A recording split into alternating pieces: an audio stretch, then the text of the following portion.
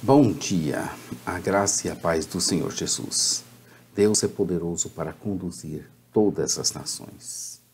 Isso é o que veremos no capítulo 41 do livro de Isaías. Abre aí a sua Bíblia para você fazer uma leitura prévia antes de nos ouvir. O livro de Isaías tem 66 capítulos e estamos no capítulo de número 41. Também nos encontramos na parte 4 do livro de Isaías, que é Isaías e o julgamento babilônico. Começou no capítulo 40 e vai até o capítulo 66. Lembramos que Isaías tinha o propósito de incentivar os seus contemporâneos a serem leais ao Senhor. E os futuros exilados a se arrependerem de seus pecados e ainda a confiarem que após o exílio o Senhor abençoaria o remanescente fiel e as outras nações. Isaías foi escrito há mais de 2.700 anos. E nós podemos perceber como seus temas são atuais, relevantes, significativos. Eu sou o pastor Daniel Deusdedit da Semeadores. Todos os dias estamos aqui com a palavra de Deus, de edificação, de exortação e de busca ao Deus que se deixa achar. Nós começamos esse projeto em 2016 e vamos concluir em 2019. Como já dissemos, as inúmeras profecias nesta parte que ocupa 27 capítulos deste livro, e nós nos encontramos no capítulo 41 de 66, foram direcionadas basicamente aos exilados na Babilônia, para encorajá-los a escapar dos seus captores e retornarem pela fé para a terra prometida.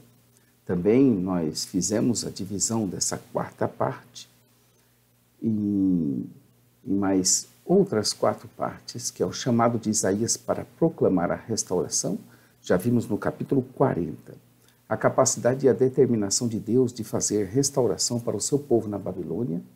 Nós vamos começar a ver nesse capítulo os 2 instrumentos de Deus para a restauração, veremos depois no capítulo 44, e depois o caminho de arrependimento e restauração que Israel precisava percorrer para poder desfrutar da restauração.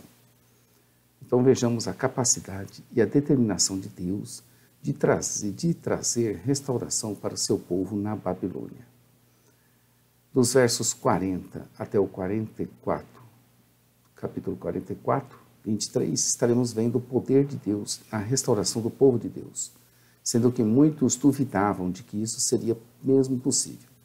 As profecias proferidas visavam assegurar aos israelitas no exílio que eles não precisavam temer, pois que Deus seria plenamente capaz de cumprir a promessa da aliança.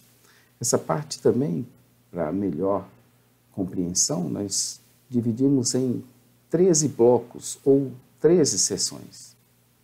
Nós já vimos uma discussão sobre o poder de Deus no capítulo 40. Nós veremos agora um pronunciamento judicial contra as nações. E também veremos salvação para Israel. E depois nós veremos um pronunciamento judicial contra os ídolos. Novamente, depois, salvação para Israel. É o que nós veremos agora. Então, um pronunciamento judicial contra as nações, do verso 1 ao verso 7 do capítulo 41. É importante, enfatizamos, que você abra a sua Bíblia ou você acesse nosso blog, site jamaisdesista.com.br, para ter acesso ao conteúdo dessa narrativa. Seria Deus mesmo capaz de restaurar Israel, estando toda a nação debaixo de um cativeiro, nas mãos de outra tão grande e terrível nação? Era essa a dúvida pela qual, nesses primeiros 7 versículos, Isaías fará seu pronunciamento contra as nações. A resposta de Isaías às objeções quanto à capacidade de Deus de restaurar Israel está na forma de um discurso judicial contra essas nações. No verso 1, a partir dele, todas as nações são chamadas a reconhecerem a soberania do Senhor e a enxergarem na mão de Deus na história. Enxergarem essa mão de Deus conduzir na história. Jamais em tempo algum Deus abandonou as coisas ou as entregou para seguirem seus próprios destinos, como que desinteressado delas por causa da sua transcendência. Pelo contrário, quando ele julga essas nações e entra em juízo, ele está sendo imanente e muito interessado no seu destino, em especial mesmo com relação ao seu povo, os seus escolhidos. Às vezes nos parece difícil vermos isso diante de tantas opressões que temos presenciado no mundo afora. Mais recentes os casos que resultaram na Primeira e na Segunda Grande Guerra Mundial. Hoje vemos uma outra opressão, vinda dos países muçulmanos, cujo viver mesmo é um atentado à vida de tantas pessoas inocentes que eles chamam de infiéis e sem misericórdias as executam ou as sacrificam por suas causas. No verso 2, Isaías está dizendo que foi Deus que do Oriente suscitou Ciro, o grande da Pérsia, a cujos passos seguiria a vitória. Ciro foi vitorioso em estabelecer uma nova ordem. As nações estavam debaixo da autoridade do Senhor, ainda que vivendo como se Deus nem existisse, desprezando todo o direito e toda a justiça e oprimindo todos os povos, inclusive os do próprio reino. Por isso, elas desempenhariam qualquer papel que lhes fosse atribuído para redimir Israel do exílio. É Ele, Deus, quem faz com que as nações se lhe submetam, como se fosse um resgate por Israel. As conquistas de Ciro, devido à sua grande força militar, foram rápidas e precisas, porque Deus as entregava em suas mãos. Nenhuma nação ou reino poderia se lhe opor, sendo que Deus já o tinha vitorioso e por meio dele exercia o seu juízo contra todas as nações e reinos, inclusive contra o seu próprio povo. No verso 4, uma pergunta retórica continuará sendo Deus a ordenar a história humana e toda a sua criação. Ele, o Senhor, mesmo uma significativa fórmula de autoidentificação divina, eu mesmo, entre aspas, é uma forma reduzida de eu sou o Senhor. O Senhor é o Deus dos patriarcas e, como tal, ele prometeu estar com seu povo. Ele é o Deus do passado, ele é o Deus do presente, ele é o Deus do futuro. Ele é o Deus de todos os tempos e cumprirá as suas promessas. Ele é nosso Deus das promessas. Já nos fez tantas que daria para escolher uma por dia. Aproveite a oportunidade para meditar em suas promessas, para você não ir desanimando pelo caminho, pois breve vai chegar a hora do triunfo, como já chegou para milhares e milhões de pessoas e bilhões delas em todo o mundo. E em breve, quando todos ressuscitaremos e viveremos para sempre, a vida eterna prometida com o Senhor. Afinal de contas, tudo está no controle absoluto do Senhor, do nosso Deus. Em resposta ao desafio do Senhor às nações, verso 1, as mesmas temeram e por conta disso entraram em rebelião.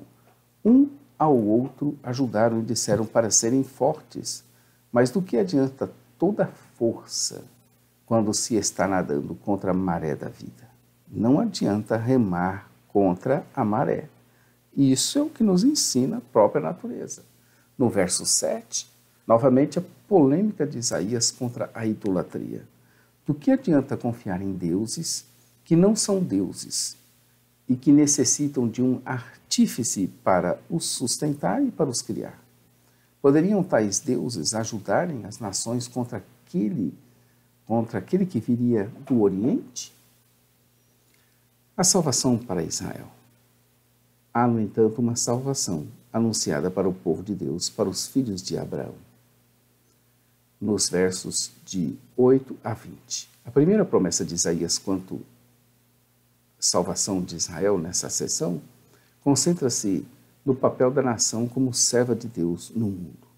Repare que entre os capítulos de Isaías de 40 ao 55, o título de servo é concedido implicitamente a Ciro e explicitamente aos profetas de Deus, à nação e também ao Messias.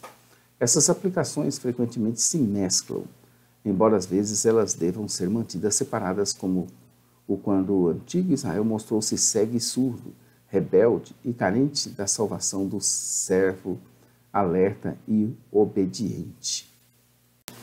Deus prometeu estar com seu povo, lutar as suas batalhas e também libertá-los.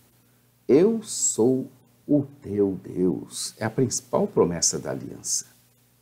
Hoje, em Cristo Jesus, podemos até dizer pelo Espírito Santo que nós temos a mente de Cristo. 1 Coríntios 2,16. Isso é demais.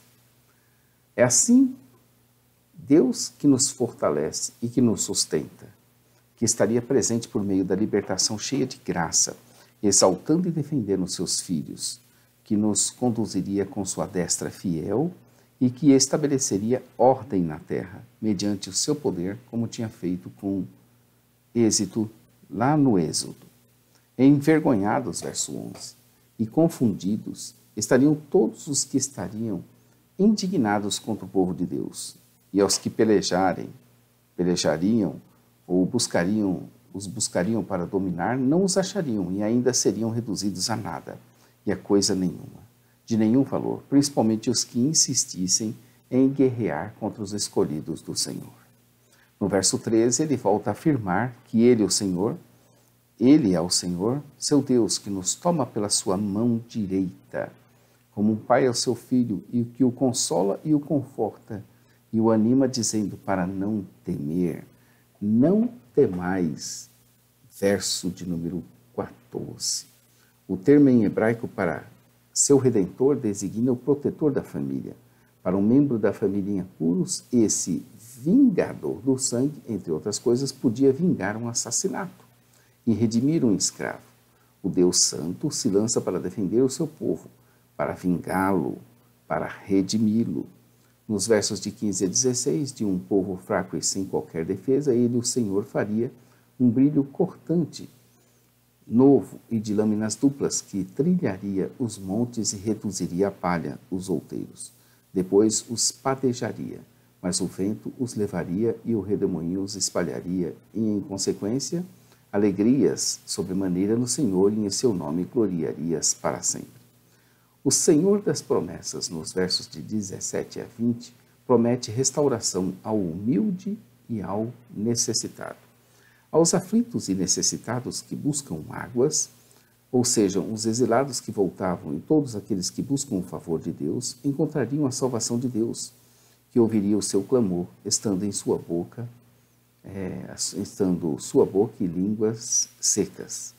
O Senhor abriria rios nos altos desnudos e fontes no meio dos vales, tornando o deserto em açudes de águas e a terra seca em mananciais, onde seriam abundantes toda a vegetação e espécies vivas da natureza mediante transformação da criação e, consequentemente, da renovação do compromisso com a aliança do Senhor. Esse também é um quadro daqueles que anunciavam as boas novas da salvação, que anunciavam novos tempos para os gentios, para todos os povos que se encontravam desesperados por uma saída e não as encontrava, por causa da idolatria e também da rejeição do homem contra o próprio Deus. Parte 4.